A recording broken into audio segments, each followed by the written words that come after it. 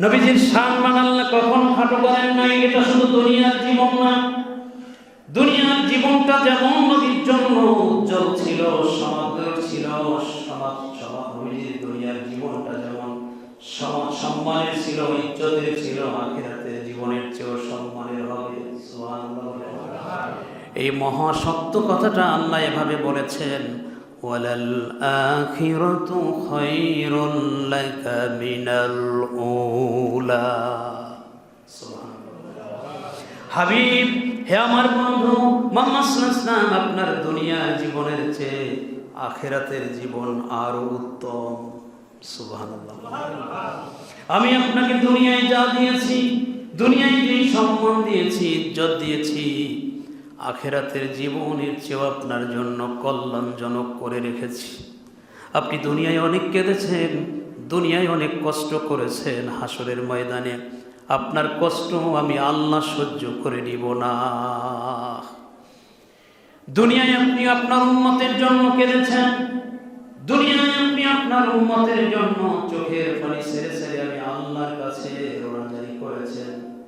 এরপরে অনেক জায়গায় আপনার কষ্ট দুনিয়ার জীবনে থেকে গেছিল, কিন্তু আমি আপনার সুসংবাদ শোনাই দিচ্ছি, আপনার দুনিয়ার জীবনে আপনি যতটুকু কষ্ট করেছেন, আখিরাতের দিনে আমি আপনাকে আদৌ কোনো কষ্ট দিব না। আমি আপনাকে বলবো ফাসফা লিমান শিতা, আপনি আজকে দিনে আপনার উম্মতদের মধ্য হতে যাকে ইচ্ছে সুপারিশ করে জান্নাতে নেন। আপনার একটা সুপারিশও আমি আখিরাতের দিনে ক্যান্সেল করব না। যার পক্ষে আপনি শাফাত করবেন, আমি তার জন্যই আপনার সুপারিশ মঞ্জুর করব। সুবহানাল্লাহ। এখন সেই ময়দানে নবীজির শাফাত প্রাপ্তির জন্য আপনাকে আমাকে অবশ্যই সেই পরিমাণ দিলে নবীজির প্রেম ভালোবাসা থাকা লাগবে।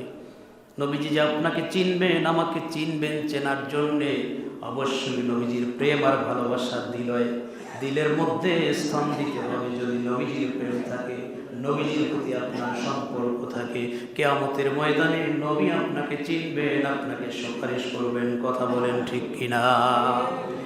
এজন্য আল্লাহর হাবিব রাসূল পাক সাল্লাল্লাহু আলাইহি ওয়াসাল্লামের প্রতি আমাদের সেরকম মহব্বত অর্জন করতে হবে। যদি সেই মহব্বত আমরা অর্জন করতে পারি, কিয়ামতের দিন আমাদের প্রিয় নবীজি আমাদের ছেড়ে জান্নাতে যাবেন না। আমাদের পক্ষে যদি নবীজি সুপারিশ করেন, আল্লাহ রাজা হলো হাসরের ময়দানে। আপনি যদি কোনো উম্মতের পক্ষে সুপারিশ করেন, আপনার সুপারিশ আমি আল্লাহ কর্তন করব না। যাকে মন চাইবে তাকেই সুপারিশ করবেন, আর আমি আপনার সমস্ত সুপারিশ কিয়ামতের দিন মঞ্জুর করব। কিন্তু সুপারিশ পাবে কারা? নবীজির প্রতি বিদ্বেষ রাখা তারা পাবে? নবীজিকে নিজের মতো মনে করলে তারা শাফাত পাবে না। নবীকে নিজের ভাই মনে করলে তারা শাফাত পাবে না। নবীকে নিজের মতো করে যদি মনে করেন, শাফাত এত সহজ হবে না। নবী পাক সাল্লাল্লাহু আলাইহি ওয়াসাল্লামের কলিজার টুকরা সাহাবী শ্বশুর হযরত আবু বকর সিদ্দিক রাদিয়াল্লাহু তাআলা আনহুকে লক্ষ্য করে নবীজি বলছেন, তুমি আমি নবীকে চিনি না। নবী আমার বলেন, ইয়া আবা বকরিন ওয়াল্লাযী বাআসানি বিল হাক্কি লাম্মা ওয়াল্লাযী বাআসানি বিল হাক্কি লাম ইয়ালামনি হাকিকাতান গায়রা রাব্বি। সুবহানাল্লাহ বলেন। নবী আমার বলেন, রে আবু বকর, ওই আল্লাহর কসম যে আল্লাহর কুদরতি হাতে আমার প্রাণ, আমি ওই আল্লাহর কসম খেয়ে বলি, শোনো, তোমার নবীর এমন মর্যাদা, তোমার নবীর হাকিকি মর্যাদা দুনিয়ায় তুমি তো দূরের কথা, আমার আবু বকর তো দূরের কথা, আমার কোনো উম্মত আদৌ জানে না। আমার সেই হাকিকি মর্যাদা কেবলমাত্র জগৎ সমূহের সৃষ্টিকর্তা আল্লাহ জানেন। যে আমাকে আল্লাহ এমন মহান মর্যাদা দিয়েছেন, এই মর্যাদা পৃথিবীর কোনো মানুষ তো দূরের কথা, এই মর্যাদা তোমরা সাহাবীরাও তো দূরের কথা। শোনো, ইয়া আবা বকরিন ওয়াল্লাযী বাআসানি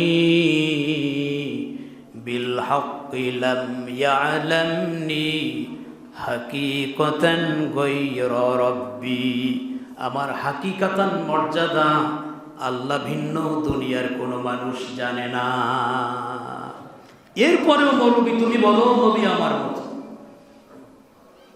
নবীজির সাহাবী হযরত আবু বকর রাদিয়াল্লাহু তাআলা আনহু নবীজি এমন কথা বললেন, আবু বকর শোনো, আমার মর্যাদা আল্লাহ ভিন্ন কেউ জানে না। আর তুমি সেই নবীকে তোমার মতো কি করে তোমার ঠোঁট দিয়ে এই কথাটা উচ্চারণ করো, কিয়ামতের ময়দানে তোমার ঠোঁটের বিচার হবে, তোমার জবানের বিচার হবে, তোমার জ্ঞানের বিচার হবে। কথা বলেন ঠিক কিনা? মিজানের পাল্লায় তোমার এই জ্ঞানের হিসাব দিতে হবে, তোমার এই বাগ্মিতা, তোমার এই বক্তব্যের হিসাব পরিপূর্ণ আল্লাহর কাছে দিতে হবে। আমার নবীজির শান মান এতটা আল্লাহ বাড়াই দিয়েছেন, নবীজির নিজের বক্তব্য থেকেই স্পষ্ট যে আমার শান মান, আমার ইজ্জত, আমার হাকিকি মর্যাদা আল্লাহ পাক রব্বুল আলামিন জানেন, দুনিয়ার কোনো মানুষ জানে না। সুবহানাল্লাহ বলে। আমরা সেই নবীর উম্মত। অহংকার করি, গর্ব করি হৃদয়ে যে আমরা শ্রেষ্ঠ নবীর উম্মত। সুবহানাল্লাহ বলে। আমরা শ্রেষ্ঠ নবীর উম্মত। সবচেয়ে বেশি মর্যাদা প্রাপ্ত নবী যিনি, তার উম্মত করেছেন আল্লাহ আমাকে আপনাকে। খুশি না বেজার বলে? মুসা আলাইহিস সালাম নবীজির উম্মত হতে চেয়েছিলেন, আল্লাহ নাকচ করেছেন। ঈসা নবী দোয়া করেছেন, আল্লাহ কবুল করেছেন। সুবহানাল্লাহ বলেন। সেই নবীজি আমাদের কলিজার টুকরা, সেই প্রিয় নবী রাসূলুল্লাহ সাল্লাল্লাহু আলাইহি ওয়াসাল্লাম, মায়ার নবীজি কত সুন্দর ভাষায় বলেছেন হযরতে ওমর ফারুক রাদিয়াল্লাহু তাআলা আনহুর মর্যাদা সম্বন্ধে। নবীজি চমৎকার করে বলেছেন, দুনিয়ার মানুষরা শোনো, হযরতে ওমর রাদিয়াল্লাহু তাআলা আনহু যখন রাগ হয় তোমরা ওমরের রাগকে ভয় করো। সুবহানাল্লাহ বলে।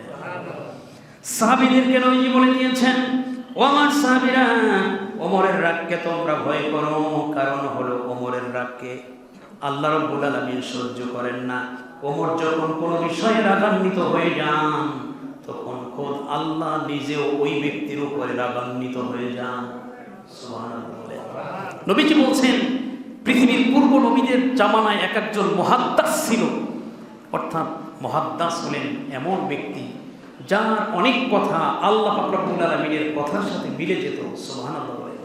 অনেক সিদ্ধান্ত তার জবান থেকে এমন বের হয়ে যেত যেটা আল্লাহর সিদ্ধান্ত হয়ে যেত। ওমর রাদিয়াল্লাহু তাআলা আনহুর অনেক সিদ্ধান্ত এরকম আল্লাহ পাকের সিদ্ধান্তের সাথে মিলে গিয়েছিল। সুবহানাল্লাহ বলেন। আব্দুল্লাহ ইবনে উবাই বিন সালুল মুনাফিক সর্দার ইন্তেকাল করলেন। তার ছেলে আসছে, ইয়া রাসূলুল্লাহ, ইয়া হাবিবাল্লাহ, আমার আব্বা মারা গেছে, আপনি জানাজায় আসেন, জানাজায় যাবেন। হুজুর নরম মনের মানুষ, পৃথিবীতে আমার নবীজির মতো এত শালীন, ভদ্র, নম্র মেজাজের, খোশ মেজাজের মানুষ পৃথিবীতে দ্বিতীয় কেউ ছিলেন না, আসবেনও না। সেই নবীজির কাছে আসছে। মুনাফিক যদিও আজীবন নবীজির বিরুদ্ধে ষড়যন্ত্রই করেছে, এরপরও আসছে। তার ছেলে তো ইসলাম গ্রহণ করছে, হুজুর আপনি আমার আব্বার জানাজাটা পড়াবেন। হুজুর সিদ্ধান্ত নিয়েছেন, সাহাবীদেরকে বললেন, চলো আমরা আব্দুল্লাহ ইবনে উবাইর জানাজায় যাব। কোনো সাহাবী কথা বলে না। ওমর রাদিয়াল্লাহু তাআলা আনহু বললেন, হুজুর আপনি যেতে পারবেন না, আমি আপনাকে যেতে দেব না। সুবহানাল্লাহ। নবীজি যাবেন আর ওমর রাদিয়াল্লাহু তাআলা আনহু বলেন, হুজুর আপনি যেতে পারবেন না, আপনাকে আমি যেতে দেব না। বিষয়টা একটু কেমন হয়ে গেল না? নবীজি যাবেন, ওমর বলেন না, যেতে দেবই না, আপনি যাবেন না, সে মুনাফিক। ওমর রাদিয়াল্লাহু তাআলা আনহু এমন আচরণে নবীজি বললেন, তুমি নবী না আমি নবী?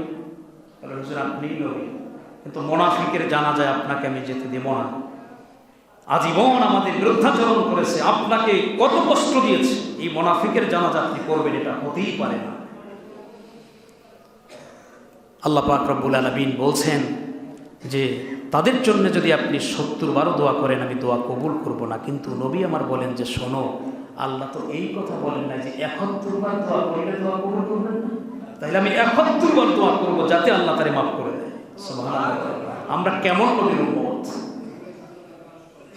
70 বার আল্লাহ একটা নির্ধারিত সীমা দিয়েছেন যে এতবারও যদি মুনাফিকের পক্ষে দোয়া করেন দোয়া কবুল হবে না। আল্লাহ তো 71 বার বলেন না, আমি তার জন্য 71 বার দোয়া, তার চেয়ে প্রয়োজনে বেশি করব। তবু তো তাকে যদি আল্লাহ ক্ষমা করে দেন। ওমর রাদিয়াল্লাহু তাআলা এই কথা বলার পরে নবীজি গেলেন। মুনাফিক সর্দার,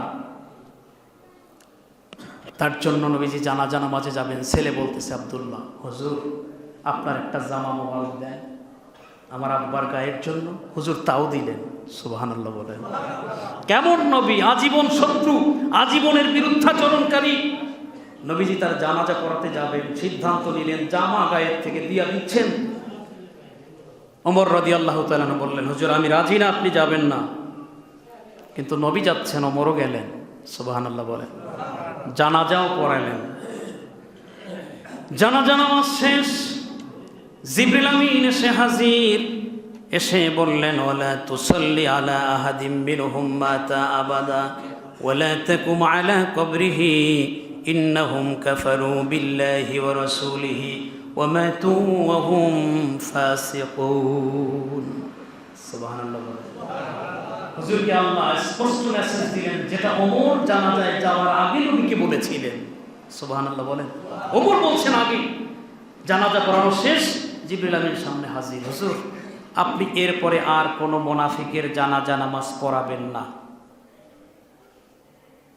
আপনি ৭১ বার না, এর চেয়ে বেশিও যদি দোয়া করেন, মুনাফিক আপনার শত্রু, আপনার বিরুদ্ধাচরণ করেছে, যেই কারণে মুনাফিকের পক্ষে আপনার কোনো দোয়া আমি আল্লাহর মঞ্জুর করব না।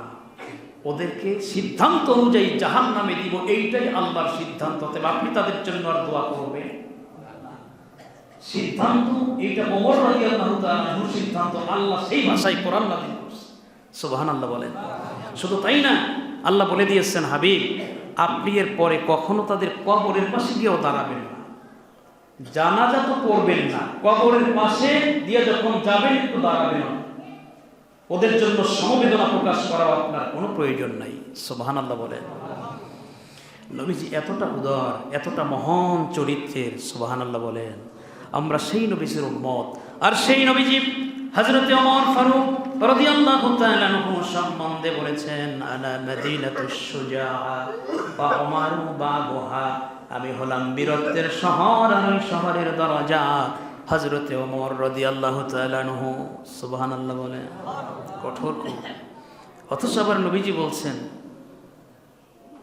হে ওমর ইন্নাশ শাইতানা লা ইয়াখাফু মিনকা ইয়া ওমর। ওমর নিশ্চয়ই শয়তান তোমারে ভয় পায়। সুবহানাল্লাহ।